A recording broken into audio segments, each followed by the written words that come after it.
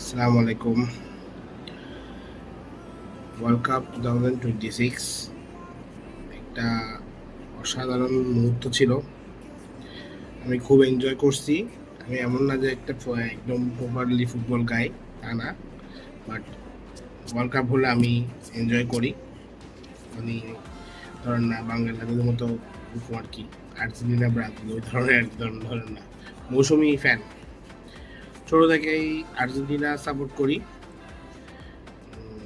এবং লাস্ট দুই একটা ওয়ার্ল্ড কাপ দেখে মানে টোটালি আর্জেন্টিনা ছাড়া কোনো কিছুই ভালো লাগে না, তাই সাপোর্ট করে যাই।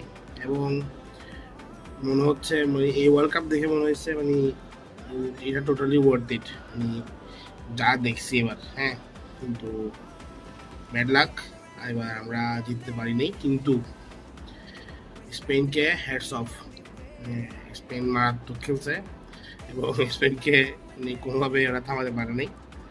মেসির দল, মেসি এবং অসাধারণ, ওরা আসলে পারতে পায় নাই।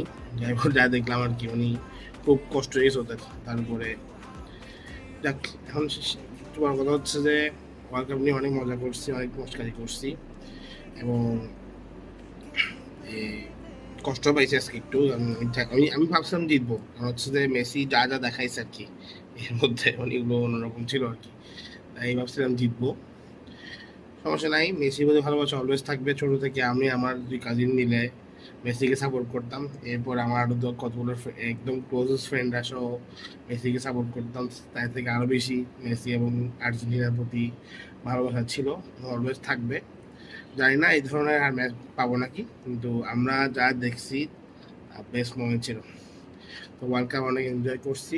সবাইকে অনেক অনেক ধন্যবাদ। যা যা করছি, মজা মস্কারি যা করছি সবই ছিল ফান। তো ইনশাল্লাহ আবার দেখা হবে নেক্সট ওয়ার্ল্ড কাপে, সবাই আবার মজা করবো এবং যে যার যার মতো টিম সাপোর্ট করবো। এবং আমি সাপোর্ট করি আর্জেন্টিনা,